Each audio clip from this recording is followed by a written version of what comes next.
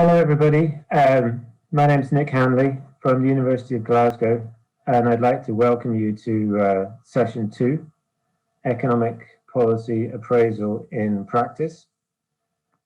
So we've got a fantastic group of speakers lined up for you this afternoon. We have one slight logistical issue in that the first speaker has had some connection problems, so we're almost definitely going to slightly change the order. This session is all about the use of economic analysis in policy making and policy analysis. And academic economists like myself always like to think that what we do is relevant and interesting to people at the sharp end of policy design and policy implementation, but obviously that's not always the case. And this afternoon's session is to look at some principles and some examples of the use of economics in designing and implementing environmental policy. I'm not going to give a huge bio about each of the speakers before they start speaking, because you can read that bio in the conference handbook. The structure of what we're going to do this afternoon is that almost all of our speakers are going to speak for just over 10 minutes.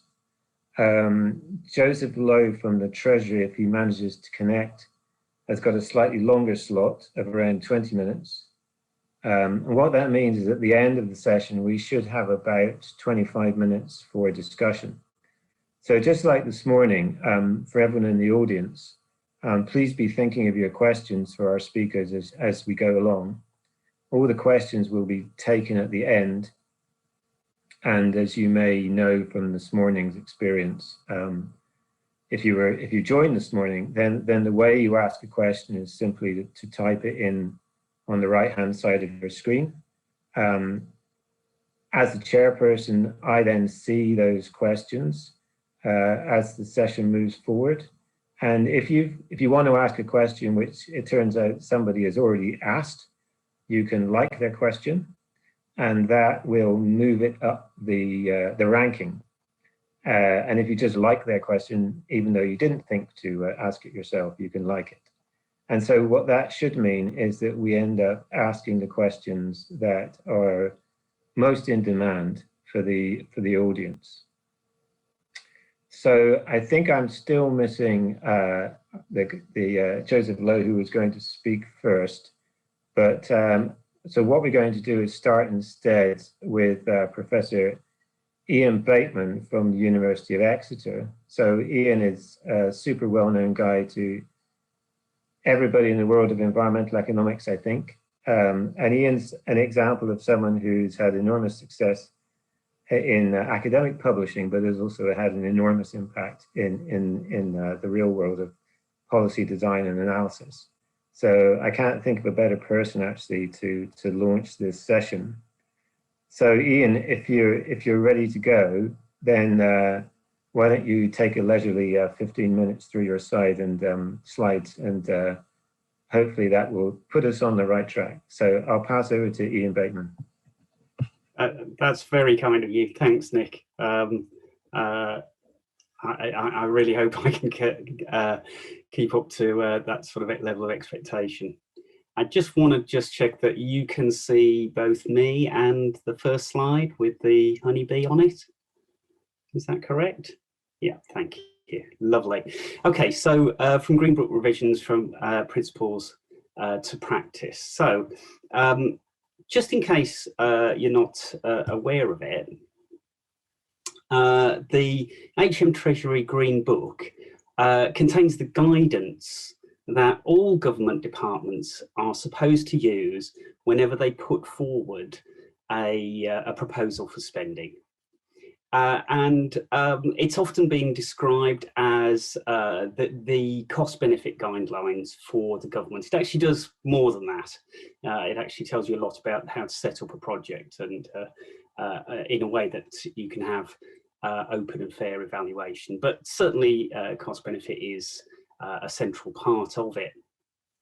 And in about 2016, I was very fortunate to be asked to get involved in the preparations of a revision of the Green Book, which eventually came out in 2018.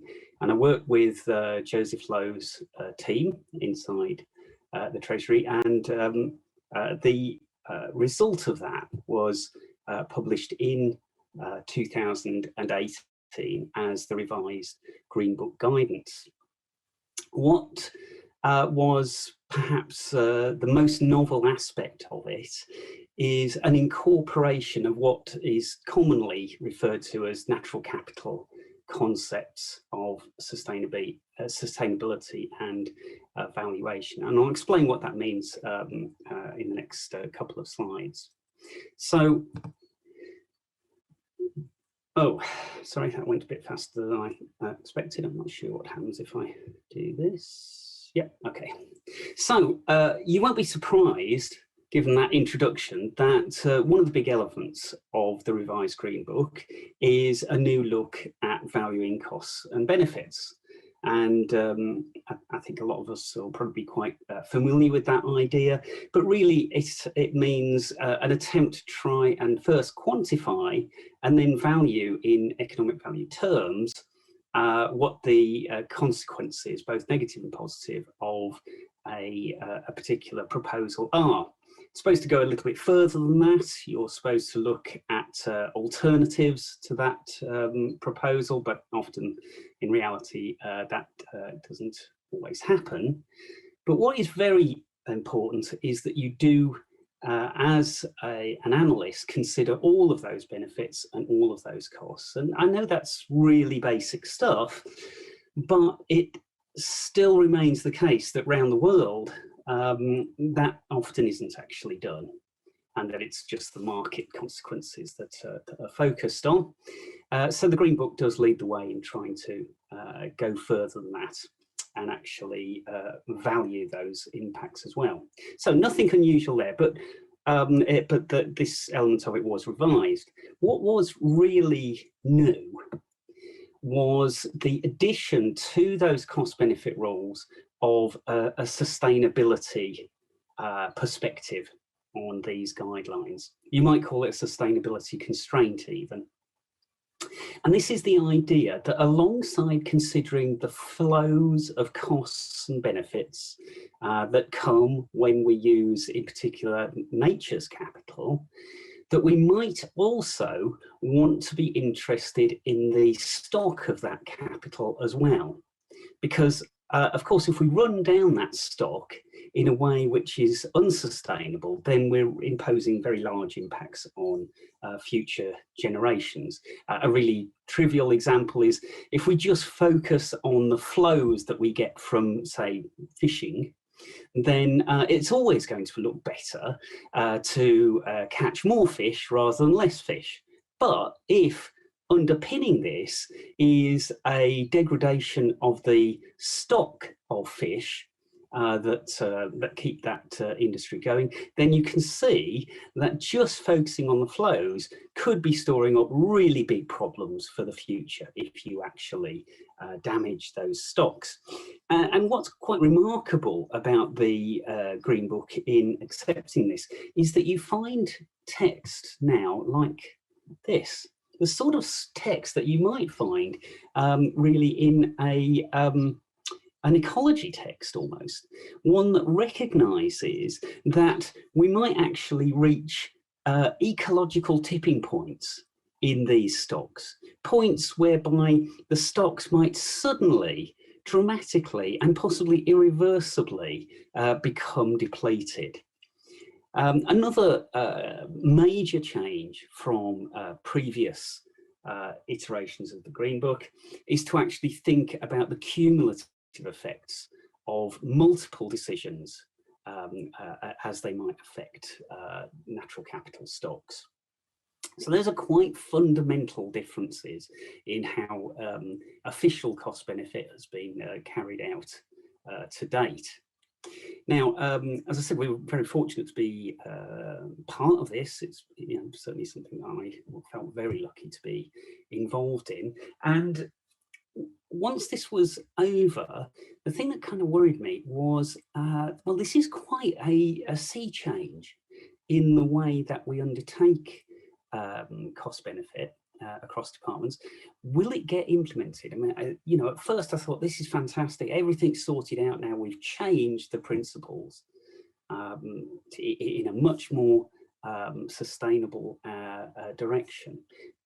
But I got worried that changing the principles doesn't actually matter if it doesn't also change the practice. And so as part of this group that I've been involved in for a few years, the Natural Capital Committee, we decided that we'd undertake a review and look at two things. Actually just review those Green Book guidance principles, which obviously, because we've been involved, we said they're great, but also look at the extent to which it's being implemented or not. And to do that, we undertook a survey of analysts across government, and you can see all the departments that were involved in this. And the people we spoke to were chief economists, non-chief economists, and analysts from across these various departments. And what I want to do is actually present the first sort of results from that. Because we haven't got much time, I'm going to be really fast. I'm just going to focus on three things. First of all, we asked people, should environmental impacts be part of the scrutiny process? Now, this is slightly different to the rules, because the rules say you should do this, but there is then a scrutiny process which checks whether it's actually been done or not. And some things are part of that check and some things aren't. And one thing that I was very concerned about is that although there was a lot of emphasis on carbon and greenhouse gases in this scrutiny process, there was very little actually to do with the rest of the natural environment. And as you can see, the vast majority of those that we surveyed felt that yes, this should be part of the formal scrutiny process. Second thing I want to focus on is, well, how should that incorporation of the environment take place? And we asked, you know, should you be both quantifying and valuing environmental effects? And as you can see, very strong support for that. In fact, really no contrary views on that. Large majority of people that we surveyed saying that this is extremely important. Remember, these are the people that are actually undertaking these analyses. And then the last result I want to stress is, do you have the tools to undertake that valuation? And now you can see the answer is pretty much the other way around. And this suggests that actually there's a real lack of tools. So we can summarize all this by just looking at the valuation issue and saying, first of all, is it important? Well, absolutely. Okay, and apologies for revealing my musical preferences. Hugely important. But what about whether or not people have got the tools to actually do that? And here, we've got a much more equivocal response, with people saying not so much. There are, of course, very hopeful signs that this will change. So the launch of the ENCA website, gathering together tools, is a really big step forward.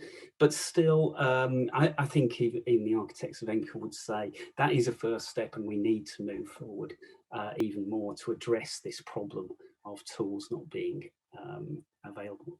So to conclude, first of all, Green Book provides world-leading guidance, and it really does. For a finance ministry to be thinking about proper cost-benefit analysis with a consideration of natural capital stocks is truly world-leading. But the practice is lagging behind these principles, and we need to focus now on implementation.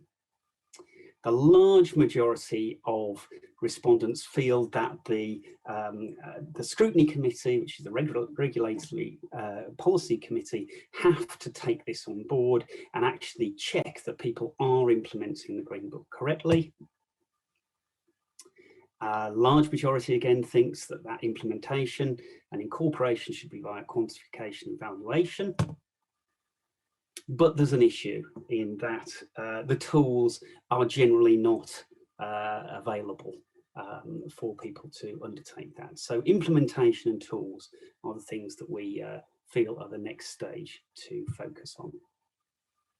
Sorry, that was just in case you're interested. Obviously, everybody can download the Green Book, but you can also download the report that we wrote as part of the Natural Capital Committee. Thanks very much. Thank you, Ian. That was absolutely wonderful. And I learned a lot from listening to that. The good news is that our first speaker has arrived, but rather than throw him in right this second, I think we should ease him in more gently as the session progresses. So if it's okay, Bo, I'd like to go to you next. So I'd like to introduce to everyone Professor Bo Jellersmark Thorsen from the University of Copenhagen. And Bo is a very well-known environmental and resource economist in Scandinavia. And we thought it would be really interesting to get a perspective from outside the UK of the extent to which the ideas and methods for environmental economics make it into actual policy making, in this case in Denmark. So Bo, the floor is yours, and you've got up to 15 minutes if you'd like to take them. Thank you. Let's see. Thank you, Nick, and thank you for this opportunity. So yes, I'm from Copenhagen, University of Copenhagen, where I also am heading the Department of Food and Resource Economics, who actually have some roles in advising the government in various ways. I'll come back to that. So in our daily work, research and policy are often quite closely connected with all the fun and challenges that will give. So I'm going to cover here 4 issues basically over the next few slides. I'll give my Danish answer to Nick's question that he posed at the beginning, if there actually is an impact of economics on policy. Then I'll quickly cover a few of the formal institutions that actually exist in Denmark to support economics and economists in providing advice to policy matters in Denmark. But one thing is the formal ideas and institutions, just like Ian just explained. In the UK case, the reality is often quite a lot more messy, and I'll give a few examples of how that is perceived from my chair as a researcher, and also discuss a little bit at the end what this may imply a little bit for researchers entering into the public policy debate with their knowledge and ideas. So the answer to Nick's questions about if economic ideas and methods enter policy design and appraisal in practice in Denmark, I think the short answer is yes, but probably, or in fact, the true or more honest question is that it's quite complicated and it's not always clear that there's a direct relation. And sometimes it's actually even maybe a little bit painful to reach a yes to these questions, also for the researchers. I'll come back to that also. So covering the institutional aspect. So there are institutions and governance practice in place in Denmark that support and prescribe, in fact, that the government should listen to different kind of and take different kind of advice from different economics groups with the universities. First of all, universities have permanent contracts to supply research-based policy advice for different ministries in Denmark. In agriculture, on environmental economics, actually also in energy and in transport. There are permanent contracts in place where universities maintain research forefront research and ability to provide advice at fairly short notice for policy processes. So that's one aspect. Another aspect is for some important areas, for instance, the Danish Climate Council is an independent watchdog established by the Danish Parliament that has the role of assessing and advising on climate policy, and actually just recently came out with a report as per the job they have is to assess annually the government's policies. And in that work, economics really takes up a lot of space. And the Professor Jette Breda Jacobsen that you see on the picture here is an economist with our department. And she's a deputy chair of that council.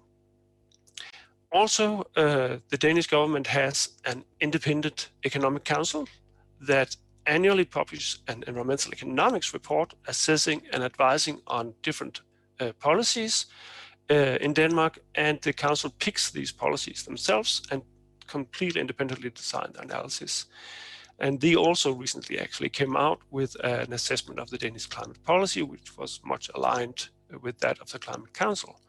So these are institutions that are in place that constantly push economic arguments, economic ideas, principles, and assessments into the policy debate that politicians need then to relate to, and also many other people. So we're going to take a look on the way I see and perceive this dynamics that happens here. So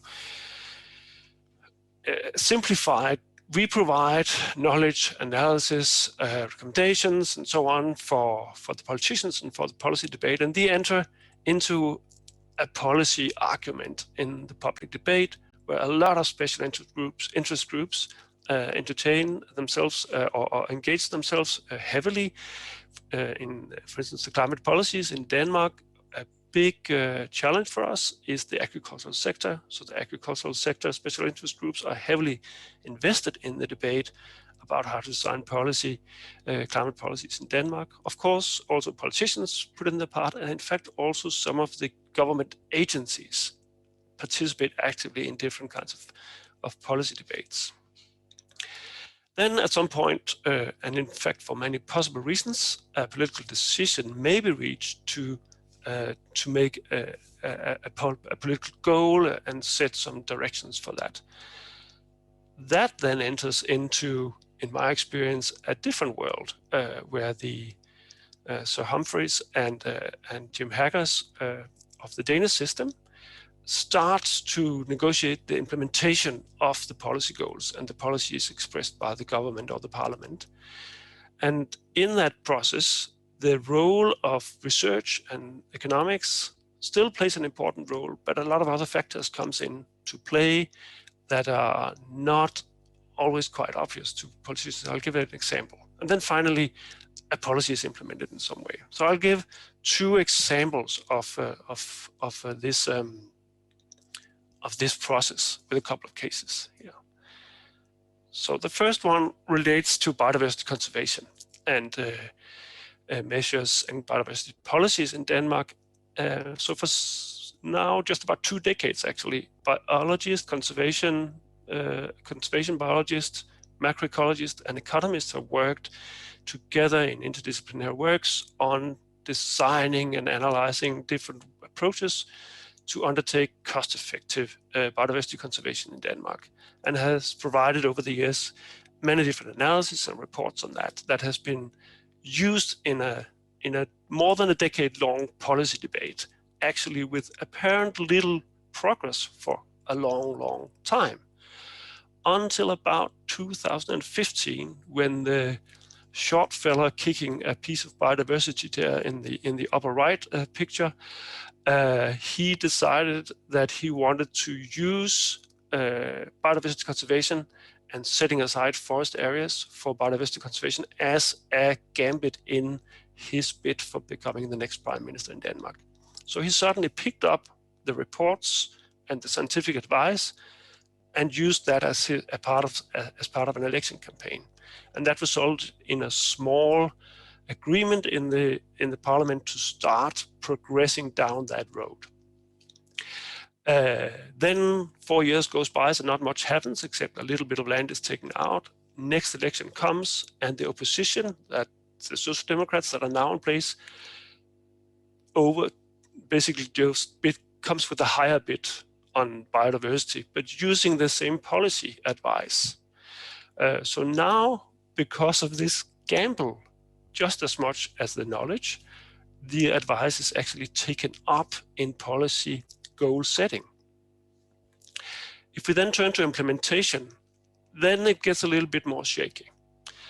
What currently seems to be happening is that the politicians pursue actually ambitious goals that are as ambitious as the most ambitious scenarios recommended by the biologists, but they pursue them in different ways. So our analysis, the economists and biologists analysis showed that private forests should play a big role, but politicians think state forests should play a big role. And the obvious explanation seems to be that it's a lot cheaper on government budgets because it only means that state forest income comes a lot later. So that's an example of implementation, a little bit sidetracking from advice. So the second debate is really happening these weeks. Both the Climate Council and the Danish Economic Councils recommend that if the politicians the Danish politicians has put out an ambitious 70% reduction target by 2030 goal, but they are reluctant to implement policies. Both the Climate Council and the Economic Councils find that actually effectively can achieve that.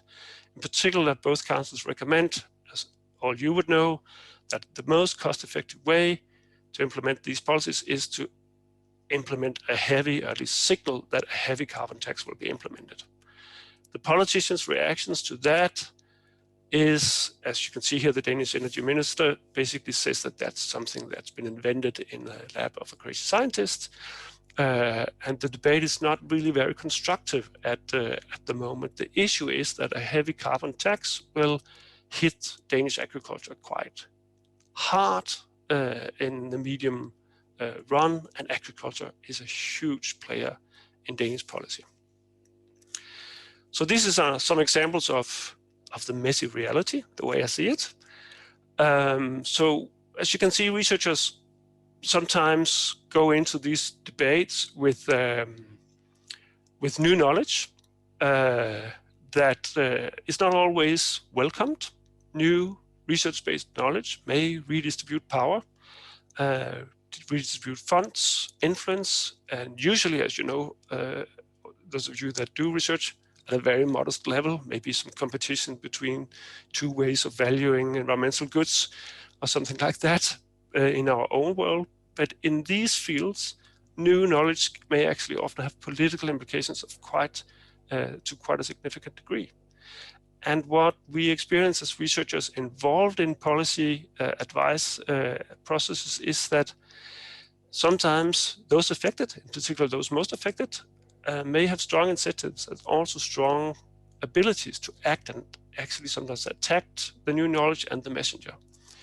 And in my experience, that means that that we as university managers, I need to be aware of that and support my researchers in engaging in policy design debates with their knowledge whenever they can, but also have their back when arguments get heated, as they do.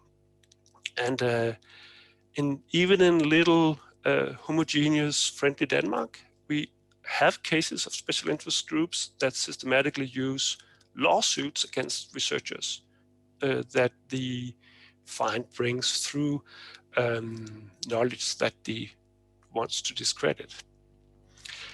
So this was a little bit about from the very practical side of being a researcher involved in policy. That's all for me, and I won't press the ticker again.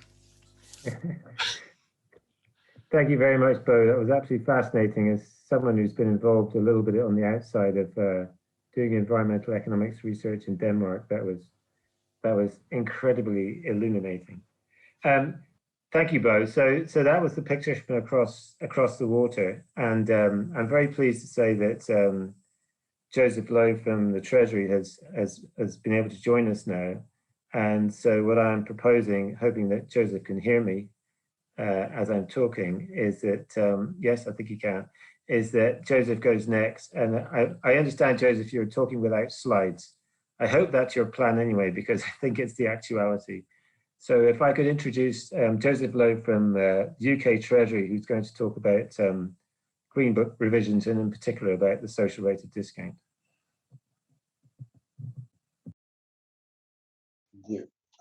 Okay, I've unmuted. Can you hear me now? Okay. Yes, we can hear you. Good. Okay.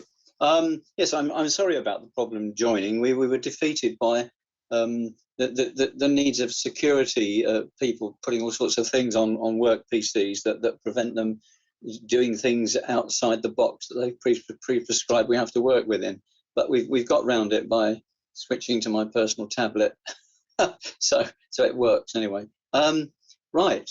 Look, thank you for inviting me to talk about this.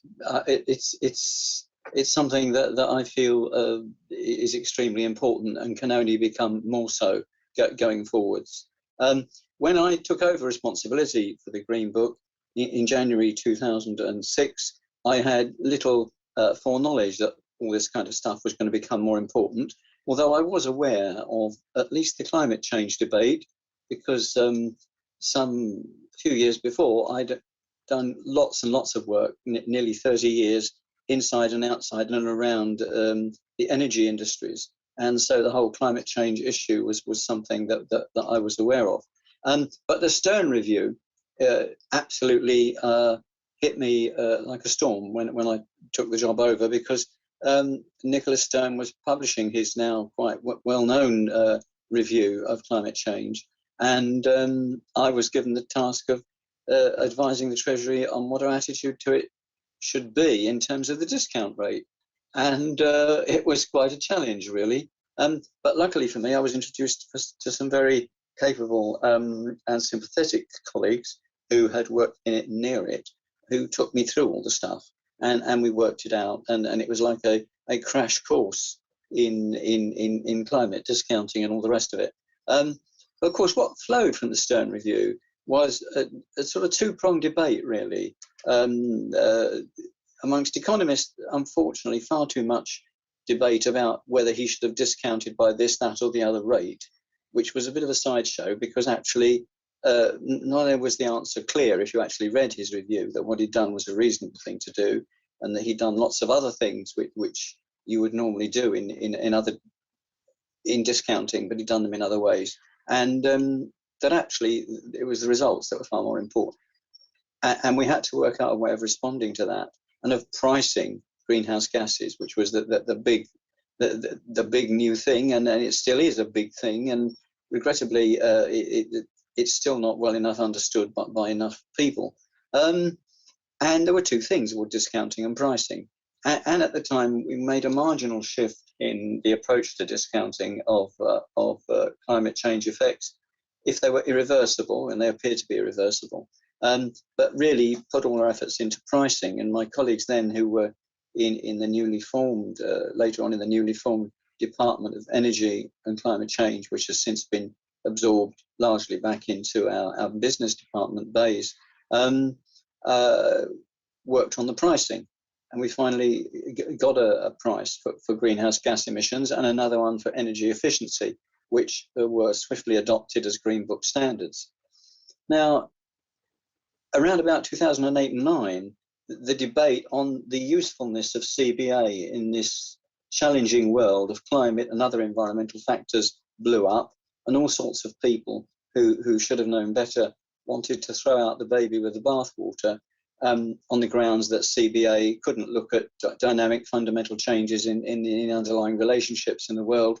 CBA couldn't do systemic effects. CBA couldn't do this, that, or the other. And there was quite an energetic debate around that. And I took the view, and luckily a lot of my colleagues agreed with me, that this was all rather silly, because economists had never intended to take over the world and replace all other forms of appraisal and evaluation cost-benefit considerations without doing any preparation before. And in fact, the secret of success lay in the framing of what you offered to CBA and the work you did in preparing for it. And you could do lots of work looking at systemic effects. You could do lots of work looking at dynamic change before you came down to doing the bit of comparative statics, which is generally speaking what we do with CBA values. But actually, you can do all the dynamics first. And really, I argued strongly that you've got to look at stocks and flows. And enough people understood the idea, but laboured a bit with turning it into reality. But fortunately, very nice academic colleagues, including Ian Bateman, who's already spoken here today, rode to the rescue and advised people on perhaps how this could be operationalised and what we might do and how this concept might be embodied.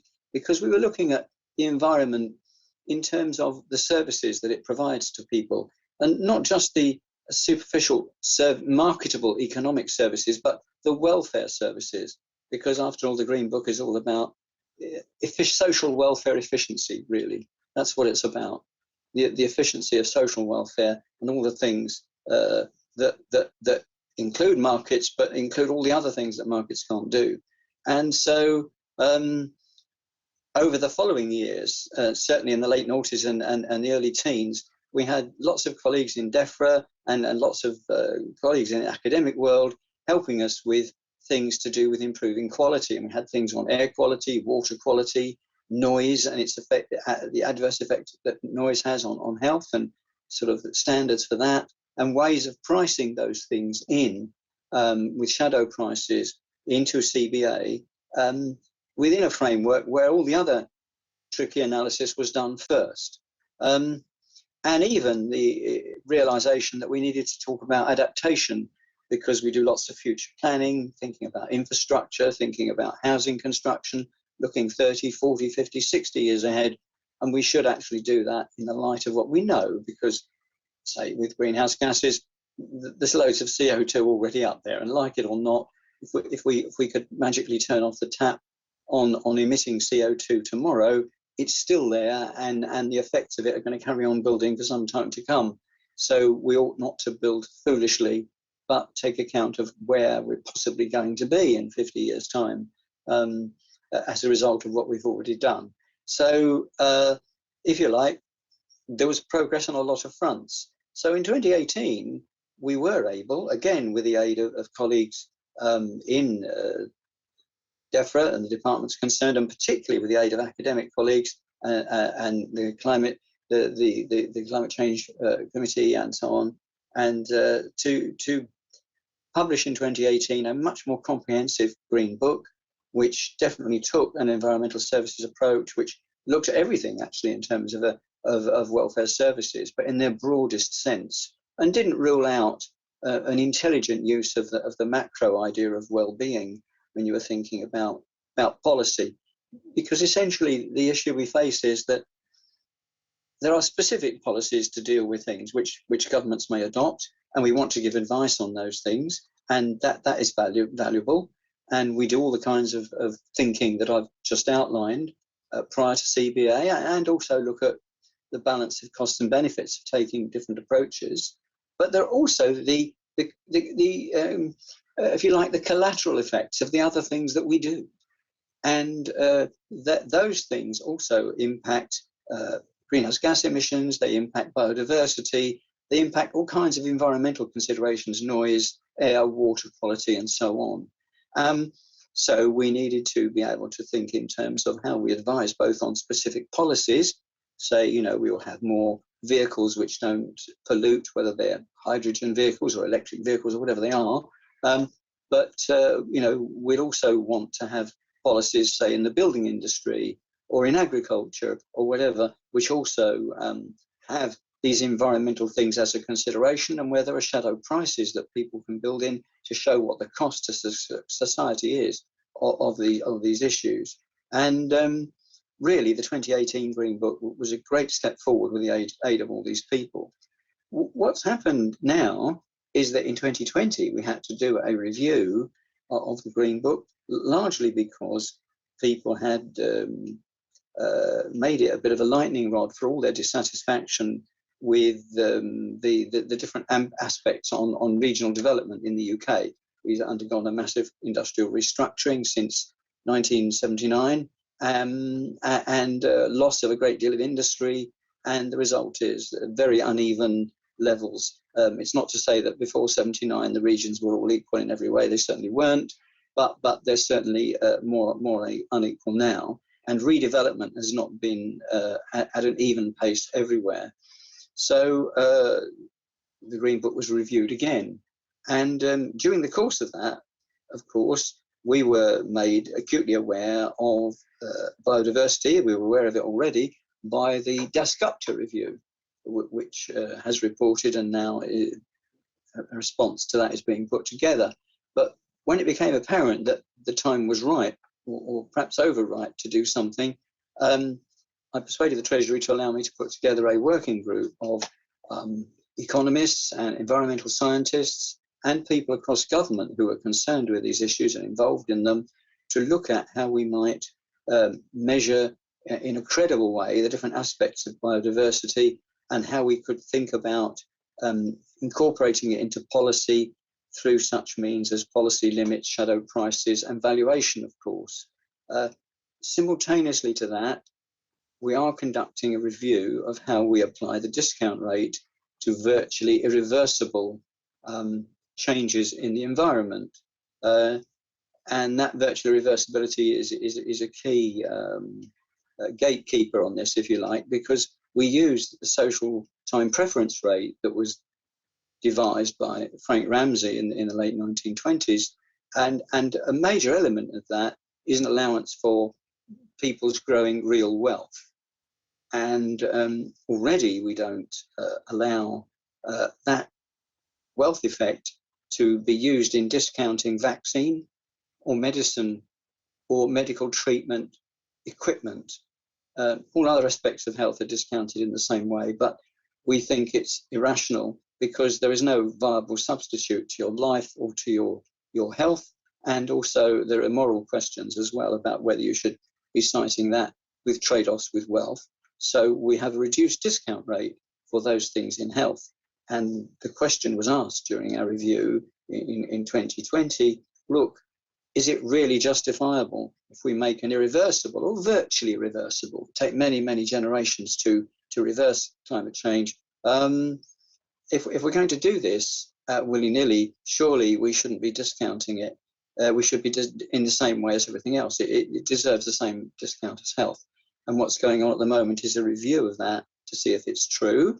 And while we're at it, of course, people are asking the wider question, well, if that applies to virtually irreversible greenhouse gas emissions, does it apply to other virtually irreversible effects like significant biodiversity change? And then the question arises, yes, and what's significant then in the context of biodiversity? Because let's face it, biodiversity is an interesting, vital subject, but a lot more slippery than climate change, which is difficult enough technically to quantify, but it's one big thing. The atmosphere is up there swirling around, and what we do to it here affects what goes on in Beijing, and what they do to it in Beijing affects what goes on in San Francisco. You know, we're all linked up. But with biodiversity, you've got local effects, you've got regional effects, you've got national effects, you've got global effects, and it's a very, very different thing, you know, whether you're thinking about habitats or species or genetics. So it is a lot trickier to think about, and perhaps for that reason as important or more important than climate change. And in fact, of course, the two are not separable anyway, because climate change will affect biodiversity. So this small group is labouring mightily with the concepts and the possibilities and the research to try and come up with a start on dealing with biodiversity. Now, I'm hoping that this year the report of the discounting review will come out, and we'll have a rational, applicable decision that we can get people to agree with on what we do with discounting, because we do have to take people with us on it, and that will also make a start in having some workable, viable definitions of value that we can apply to some biodiversity values. But obviously, I think it's going to take us a long time to to work out fully what we want to do with biodiversity, because it's so complex and there's so much work to do. We're certainly not substituting discounting for pricing, I want to say, with this consideration of the discounting review. We're adamant that things should be properly priced. The discounting thing is purely to do with the economic logic of the wealth effect and the ethics of the wealth effect, because there aren't viable, credible substitutes for your health, and there aren't credible, viable substitutes for the state of the atmosphere. So that's where we're up to. It's an exciting, interesting, and very difficult area, but we are making steps in the right direction, and fortunately more and more people are on board and support it, although there are still deniers everywhere, of course. Thank you very much indeed, Joe. That was absolutely fascinating. I'm always appreciative of people mentioning Frank Ramsey's work. Having just read a review of his life in London Review of Books, the guy was just unbelievable as a person, and died so young. At the wrong time and died. There's a bio effect, if ever there was one. So that's absolutely brilliant. And if I could just remind people to keep on adding questions through the virtual conference screen. I'm just checking in. We have a lot of fantastic questions already posted, and people are liking some of the questions that have been added. So I can see my top 5 list of questions to ask when we get to the discussion session after the last 2 speakers. So we now want to move away from sort of more broad principle type issues to look at the application of economic thinking to 2 specific contexts. And the first of those contexts is going to be catchment management. And I'm delighted to introduce Catherine Glass, who's going to speak on behalf of herself and Diane Burgess from AFBI in Northern Ireland. So Catherine, if you're ready to roll, you've got just over 10 minutes to present your work, and thank you very much. Thank you very much, Nick, for that. Yeah, the talk I'm going to look at today will focus very briefly on some aspects of an impact and process evaluation of the catchment management approach to improving water quality.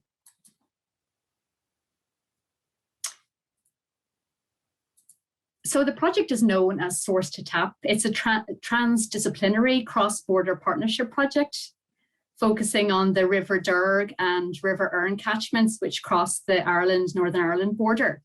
So the aim is to develop catchment-based solutions for the protection of rivers and lakes as the main sources of drinking water, with a particular focus on MCPA, a pesticide that's widely used to treat rushes, and also colour and turbidity given the peaty soils in the catchment.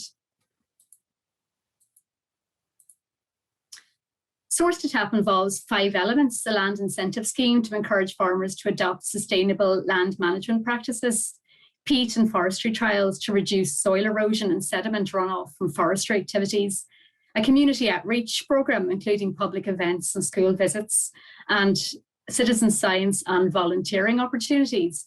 But in this presentation, I'm going to focus just on the land incentive scheme. So it's a non-governmental scheme funded by Interreg. It's only offered to farmers in the Derg catchment, and it's operated by the Rivers Trust. So in recent years, the pesticide MCPA has become a problem because of higher concentrations and more frequent detections. So free weed wiping with glyphosate to replace MCPA use was always the first measure offered to farmers, followed by free pesticide storage units. Other measures included funding to improve farm tracks and access routes, fencing, tree planting, and peat restoration to reduce colour and turbidity.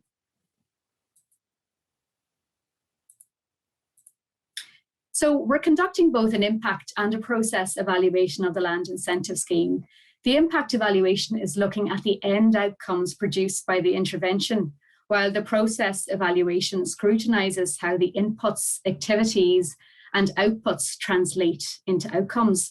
In general, economic appraisal focuses very heavily on impact evaluation, but we would argue that there is a huge amount to gain from a process evaluation, which I'll come back to later. So in this presentation, I'm going to focus on water quality improvements as a key benefit of the scheme, as measured by cost savings at the water treatment works. So the question is this: will the estimated cost savings at the water treatment works exceed the cost of running the land incentive scheme?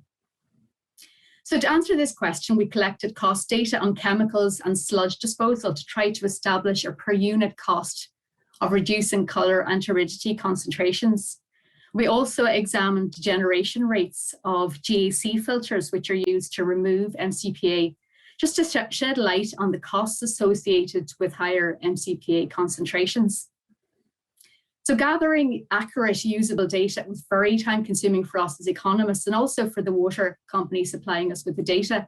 However, it's been a learning exercise for us and will be a lot easier second time round. We also looked at the escalating costs triggered by repeated MCPA exceedances, including GAC filter upgrades, costly trials on site as required by the DWI, to examine a range of measures to deal with MCPA, the design and construction of a planned capital work solution, as well as ongoing operational costs associated with the new capital works. Our preliminary conclusions have found that although existing operational and capital expenditure costs may be significantly reduced, these savings will most likely be insufficient to cover the cost of the LIS scheme. However, based on capital and operational expenditures required to comply with DWI, the cost of the LIS would be covered at least 3 times over. This assumes that the LIS successfully and sustainably reduces peak concentrations below statutory levels. Just moving on to the process evaluation. So the process evaluation is basically a systematic gathering of information to assess how a program operates, which can be used to improve its delivery and efficiency. So the question is, how do inputs, activities, and outputs feed into outcomes? And how can this process be improved? In terms of inputs, this raises a lot of questions. For example, how are the funds spent? Did funding body requirements reduce efficiency? Could staff time have been better spent? What means of publicity were most effective? In terms of activities, what were the measures? How were the measures received by the farmers? Were the incentives sufficient to induce engagement?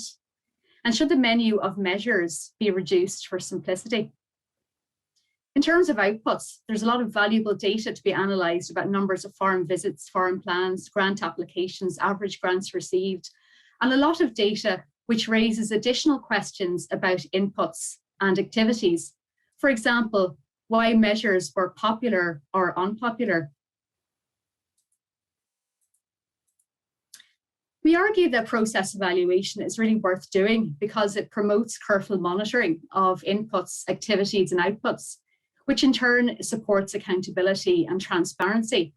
It tests the causal assumptions as well underlying the programme. For example, it scrutinises the measures to try to establish how likely it is that their implementation will in fact reduce the desired outcomes. For example, although free weed wiping may lead to lower MCPA levels in the short term, do we have good reasons to believe that behaviour will change and be sustained into the long term? So insights from the process evaluation will help to make forecasting more accurate for the impact evaluation. For example, in estimating long-term outcomes, should we expect to reduce peaks below regulatory limits? Process evaluation also assumes programme improvement, and it promotes an attitude of learning. It's geared towards gleaning as much as possible in terms of lessons learned and potential improvements. So in this way, process evaluation builds better future models. For example, our plan is to take everything that we have learned in the DERG and apply to future work in the neighbouring Erne catchment. Finally, process evaluation encourages dissemination of best practice because of its emphasis on learning and improving. Our process evaluation involves several in-depth interviews with key actors on the project, the most significant being the project officers who worked on the ground with the farmers, their manager, and the overall project manager. So the interviews focused on key highlights, lessons learned, potential savings and improvements, benefits of future partnership building. Also, the Rivers Trust organised a workshop attended by 16 individuals connected to the programme to capture experiences and learning from the Land Incentive Scheme.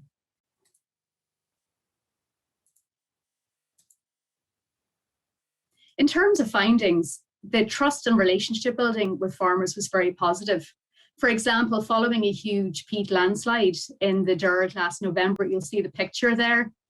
The first reaction of one of the farmers was to ring the project officer he knew from the scheme to warn her, and she was able to alert the water company to turn off the abstraction pumps at the works downstream. There were also significant knowledge gains from cross-border cooperation, which we are keen to build on.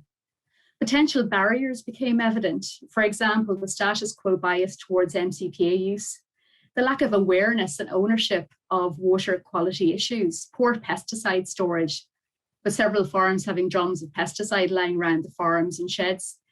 One external factor as well that was very evident was the propensity of farmers to overspray rushes with MCPA to ensure that their land qualified for the single farm payment.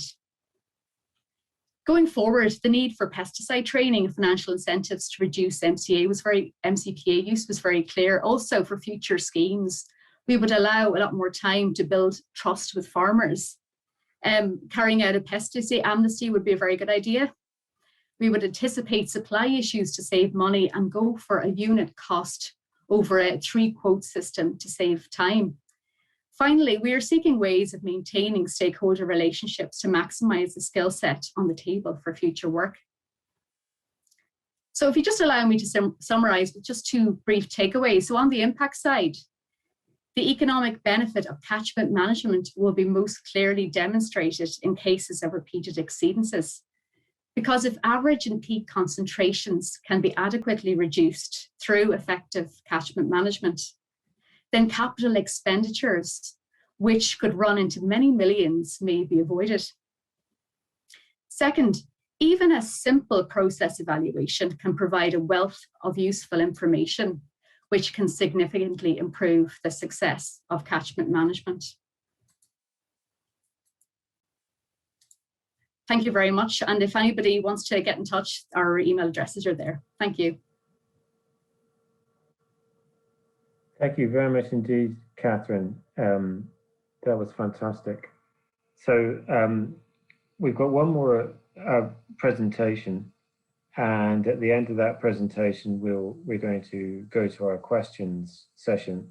So just to remind you, what will happen in that question session is I, as the chairperson, will be reading out the most popular questions that have been posted on the streaming site.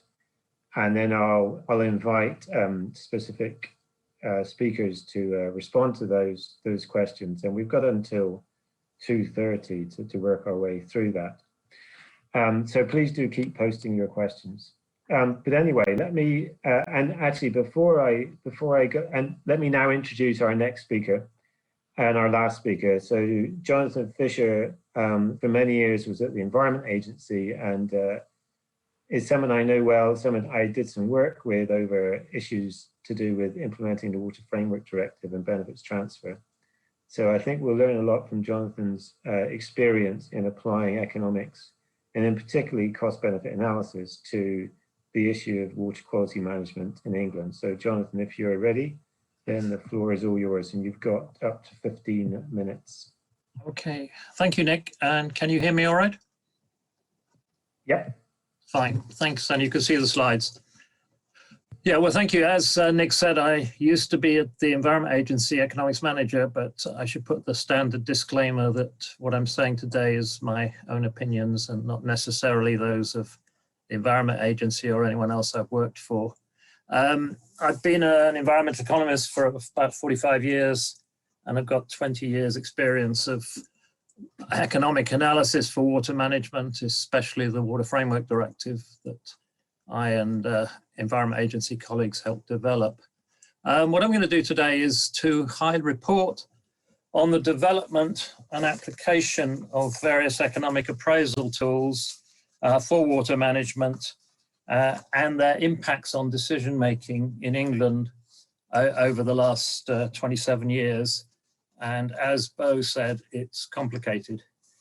So what I'm going to do is to highlight some lessons and insights for the future so that current researchers and commissioners of work can learn from my or our mistakes, not repeat them.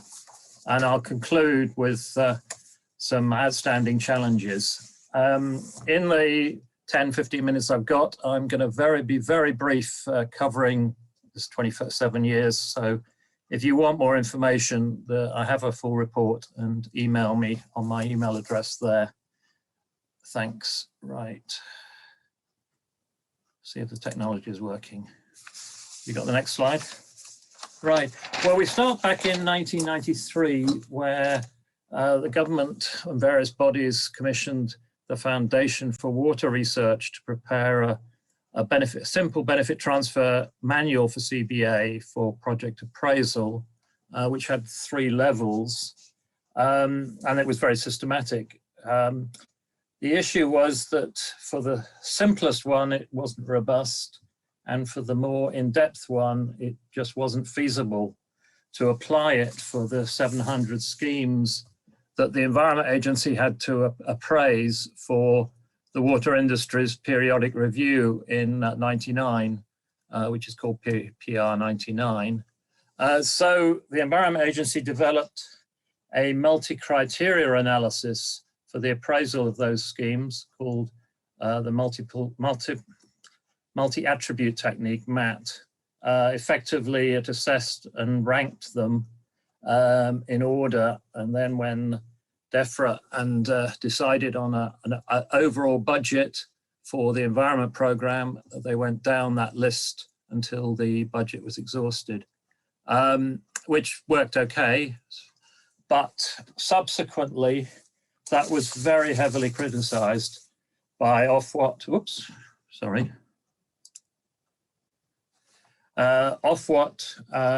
water industry, and also the Environmental Audit Committee.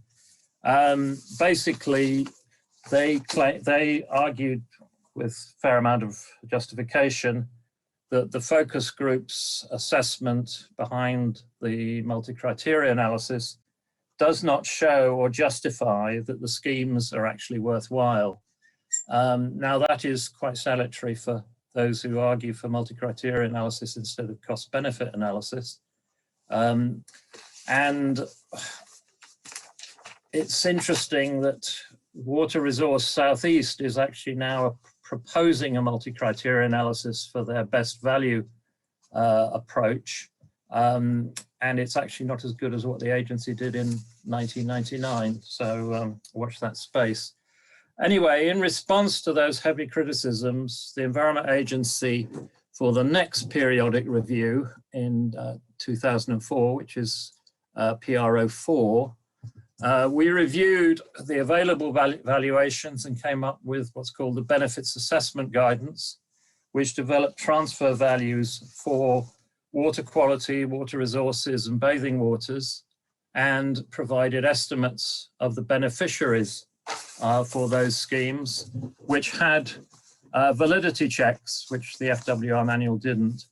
And that was then applied for 437 schemes in the PR04.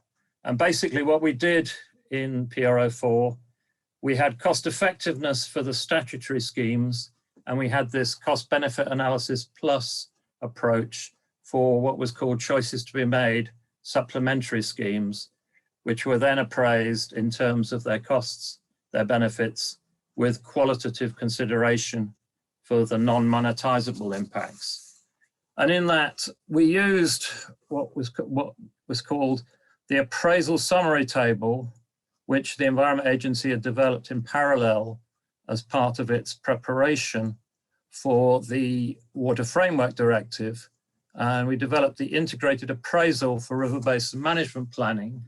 And this combined economic appraisal process with consultation processes and developed the pyramid that you've got on the right-hand side, which is the elements in the appraisal summary table. And this is relevant for the discussions this morning that Etchi said about language and transparency. And you start with a qualitative description of the impacts in terms of their nature and their significance. You then quantify them in terms of the numbers of people or what rivers affected, kilometers, and that provides the basis for any monetary valuations that you're able to provide.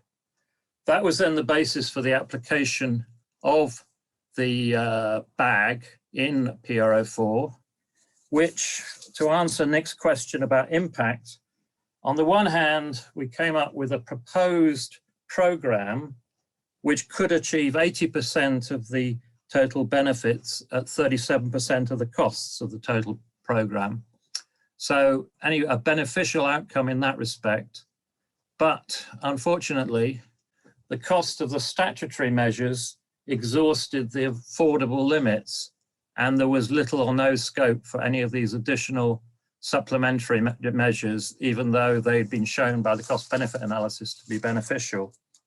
And that's another lesson which I fear Water Resource Southeast are failing to appreciate, because they have the same split between statutory measures and supplementary best value measures. And I worry that the statutory measures are going to exhaust anything that's affordable. And so the laudable stuff on best value may become redundant. Anyway, after PRO4, the water industry made some very valid criticisms of BAG in terms that you can't just add up a number of individual valuations for individual benefits, because that will soon and easily exceed people's incomes. And this was especially relevant in relation to the available valuations we had for water quality. So the response to that was twofold.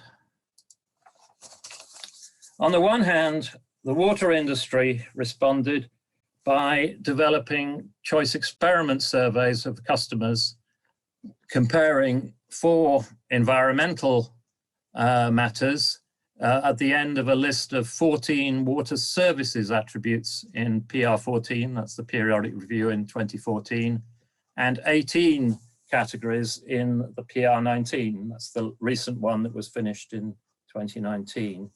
Effectively, they are directly taking account of budget constraints, opportunity costs, and choices that the water companies have to make in determining how they allocate their resources and expenditures.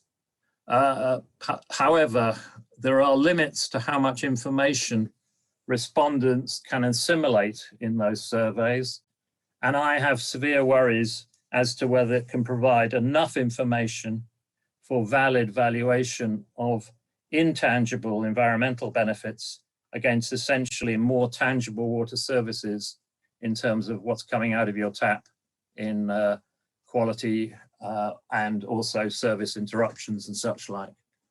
Now, in contrast, the DEFRA and the Environment Agency took a different approach, and they focused on valuing the overall non-market benefits of improvements in water states.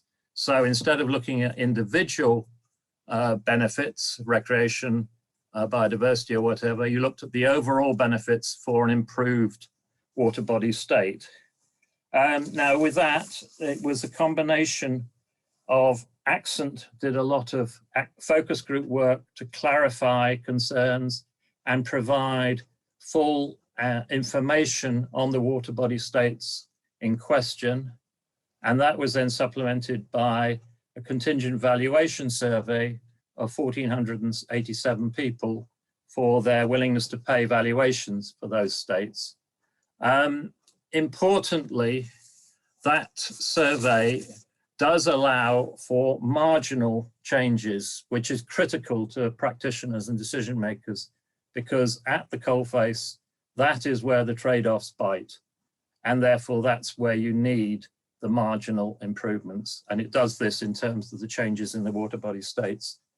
And that is one of the reasons why I would say this is the best policy relevant environmental valuation study that's been done so far.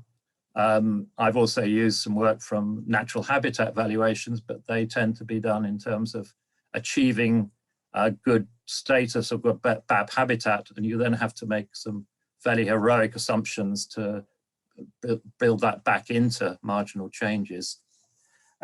Those valuations were then updated in 2012 and included in the Environment Agency's Water Appraisal Guidance, WAG, with a long list of ecosystem services, with NWEBs covering the non-market benefits. That was applied for 300 water improvement options in 100 catchments for the second River Basin Management Plan, which finished in 2015. That was done by the agency's excellent catchment management technical teams, and they're the ones who came up with that logo of I love economics. I don't think the agency's economists would have ever dared to say that. But they effectively, what the WAG does and what the appraisal summary does is it provides a systematic process for them to record their information and determine their choices and then justify them. And as you can see there, significant benefits from and impacts in terms of advising on what was included in the second round of the Basin Plan, and more importantly, what costly measures were excluded. Since then, I've done some work with that, with Paul Metcalf's great help, to develop a methodology for transferring those NWEB values and formulae with using population and GIS data. Finally, coming up to current levels, EFRA and the agency are now working on payments for ecosystem services to derive and capture market benefits of water improvements. That has led to about 400 catchment management schemes being included in PR19, and I'd hope that they get some more in the forthcoming River Basin Plan. In relation to what Catherine's previous talk was, I did some work for Severn Trent on some peatland restoration schemes, which were highly beneficial. And I can discuss those with you later, Catherine, if you want. On top of that, there is the natural capital valuation, which for water has been done in terms of groundwaters. And this takes on board the work of the Natural Capital Committee and ENCA, which Ian raised and thus discussed. So to conclude, I think I'll start positively. There has been significant progressive evolution by the agency and EFRA, correcting and learning from their past errors with gradual improvements at each stage. So we've now got an improved mechanism for assessing non-market benefits. They're addressing market benefits and natural capital. I do worry that that has rather stalled in the face of expenditure cuts, which have actually cut to a third the good catchment management teams that were there. In terms of what's needed, we need to retain the rigor of cost-benefit analysis, but overcome its limitations. I think we need an updated NWEBs. It's a bit old, 2007. We need in that better estimation of beneficiaries using latest GIS stuff. And there is lessons from the Axford case, which I think Ian Bateman at the time raised, and questions of distance decay. And we need some supplementary questions in any contingent valuation to check that people are really willing to pay. There is issues of scarcity value of environmental assets, which are under increasing pressure in terms of chalk streams or natural ecosystem services. We currently have 85% of the world's chalk streams, and they are under increasing pressure, with 70% of groundwaters on which chalk streams depend are unsustainably abstracted. it takes about 1 to 2 years to do a proper benefit valuation. So you need to anticipate and do the work in 2023 to be able to apply it for the forthcoming RBMP round of 4. And then when you do it, you've only got a 6-month window within which the agency has the ability to appraise and do the economic bit after all the technical work that's gone before. It's a very short window, and that's why benefit transfer will be inevitably necessary. I'll just finish with there's 2 points that relate to what Joseph was talking about, raising in terms of the Green Book revisions. Now, the Green Book stresses the need to fit with government strategic objectives. So we need indicators for that. And I think there's enough knowledge from the past experience and in WAG to do that quite easily. The other is the issue which Joseph raised about regional disparities and levelling up.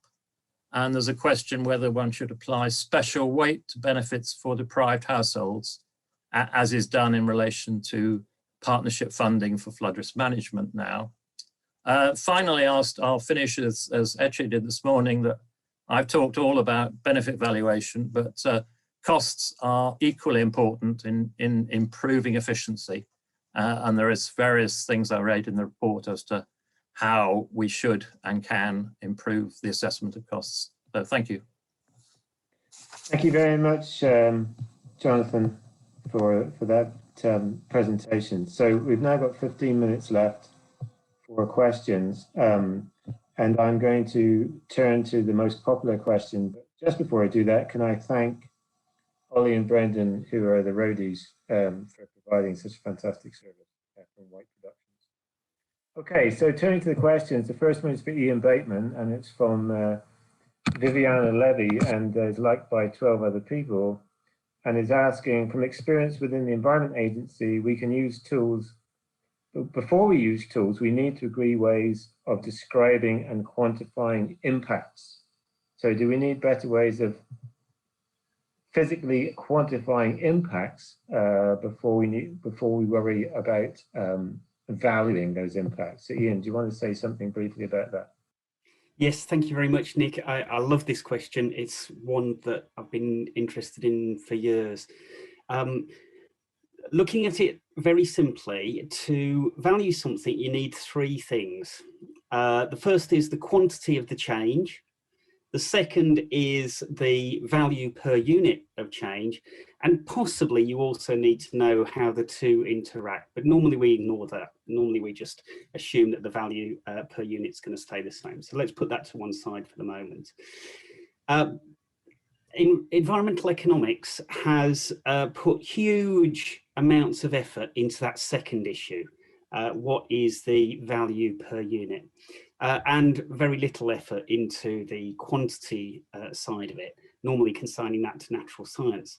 The trouble is that it's a simple multiplication, if you like, and if you get the quantity massively wrong, then your value will be massively wrong as well.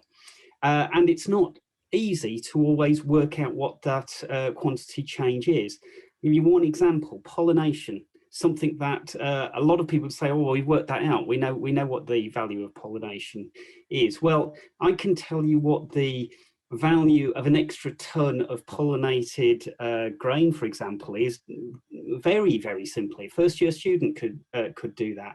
But actually, we don't have particularly good science on the quantity side. For example, we don't know the consequence of losing a particular species of bee upon pollination, because it's perfectly possible that another pollinator, maybe not quite an attractive one, will just take its place and there'll be no impact whatsoever on pollination. So this quantity side is absolutely essential.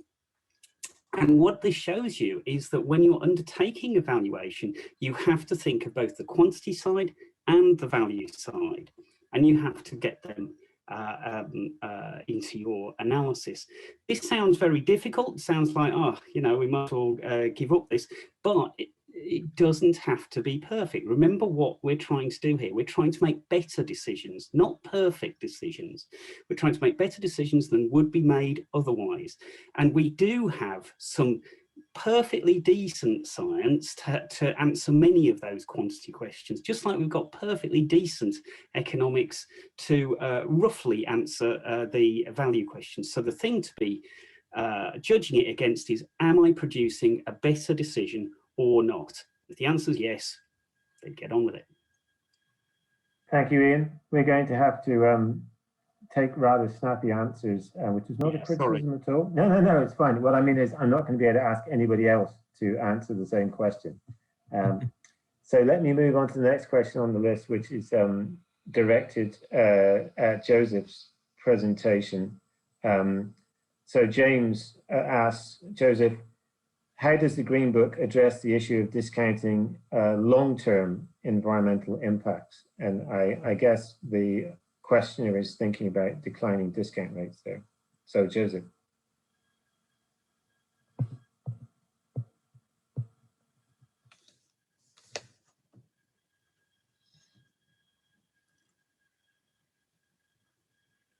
Joseph, you are muted, so you'll need to unmute yourself.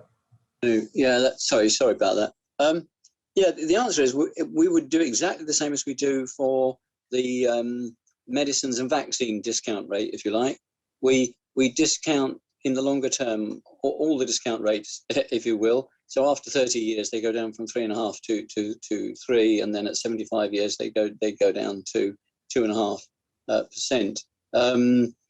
There's no particular reason why it's done in that stepwise fashion that I know of. It's just that in 2003, they decided to do it like that. If I'd been doing it, I would have done it smoothly, but that's beside the point. That we do it stepwise, and the people are used to it. So what we do with the health is we drop them down in the same proportion as the main 3.5% goes down, and we would do the same for environmental discounts. We would drop those down. The reason that discounting declines in the Green Book is simple arithmetic one, that the uncertainty around the variables that make up the discount rate is greater in the future than now. And if you look at that, say at any particular interval, say at the 90% or whatever it is, and you take the midpoint of it and translate it back, you get a declining rate. It's just an arithmetic result. But it's very convenient that it's an arithmetic result, because you can say, well, we're more uncertain, and certainly a declining discount rate plays very well with an environmental audience. But the reason we're doing it is because of uncertainty, and we do it in the same way. And it would be, in fact, if we don't do it, well, there's another debate. But if it's done, and it's done at the same rate, which is what the debate is about, then we just make the health rate the health and non-reversible environmental rate as well, and so that goes down. And the rates are in the back of the Green Book, and they're there for all to see. There is a question about what you do about after 125 years, for the simple reason that the old Green Book used to have a much longer period, but we stopped that because we didn't feel it was credible to be suggesting people discount beyond 125 years with such a small discount rate. We thought it was ridiculous, just showing off the fact that you've got a very big spreadsheet with a lot of very small inconsequential numbers in it. We felt that if there was something that was environmentally important after 125 years, for example, the cost of caring for nuclear waste, which goes on for several 100,000 years, you don't really try and deal with that by discounting. You actually do your discounting, obviously up to 125, but the people who make the decision about whether you want to do more or less of this, which you can't if you've already got the waste, of course, but if you want to generate more waste, in other words, by some form of nuclear process that you want to do, you have to be aware that you're going to have to look after it a very long time, and you bring that to people's attention, and you talk about the discounted cost and the average cost and various other things, so that they know what they're letting us in for. So it's all about giving advice, not making the decision, if you know what I mean. Thank you very much, Joseph. That's a very good answer. So our next question is for Ian again, and this comes from Roald Dickens in Deborah. And he's referring to the three broad types of capital described in the Green Book, and whether there's anything we learn from how changes in human capital and produced capital are measured and monitored that we could transfer over to thinking about changes in natural capital. So Ian, do you have any comments on that question? Yeah, there are many ways to cut up capital. It's probably easiest just to start off, what is capital? Capital is anything that has the capacity to deliver a service which generates human well-being. And that can be cultural capital, manufactured capital, all these sort of things. If it doesn't deliver that service, then it's actually not capital. I prefer to not divide these things up too much. So, and this is just my preference, I would stick cultural capital and social capital as kind of part of the same thing. Produced capital, that's pretty clearly something else. I probably would separate out human capital to do with health and intellect, those sort of things. So I think this is quite a general approach. It's really the same approach as has been underpinning economics for a very, very long time now. It's just the realization that there are very, very more types of capital than simply machines sitting in a factory. So I think it's a good way to do it. The one thing that is unusual is that natural capital has two characteristics which are different to anything else. The first one is, as I've said before, this potential to completely exhaust it. Going over a tipping point and it being non-reversible. You don't get that with say manufactured capital. And the second is it's the only one which is basically provided to us for free. It's the best deal that we've ever been offered in terms of capital, and the only rule that we have to stick to is not exhausting that capital so that it carries on providing that service. It's a fantastic investment, and we should realise what credible value natural capital is. Thank you, Ian. So the next question I'm going to pick out of the list, I'm going to direct at Bo, because it's a question from Catherine Farrell. And she's pointing out that biodiversity and climate change are completely interlinked environmental issues. And I think what she's getting at in her question is whether economists and policymakers have thought about those two issues in a joined up way. And so what would be the answer for Denmark, Bo? Have people thought about climate change and biodiversity policy as being two completely separate things, or two things that we have to think about together? I think the easy question is that no, it's not being thought of from a policy instrument point side as interlinked. The other issue, the natural science issue, is if they are linked in outcome, that there are adverse effects between climate change and biodiversity. I'll leave that.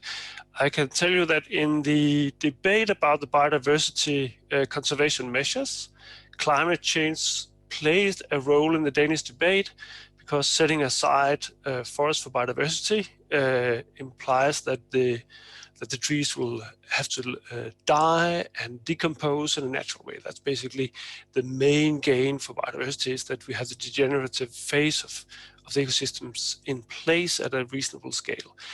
That of course implies that you can't use that same wood for buildings or energy and other things where there is a climate benefit in substituting out other products. So that's part of the debate, and that's a trade-off, and that has been part of the debate.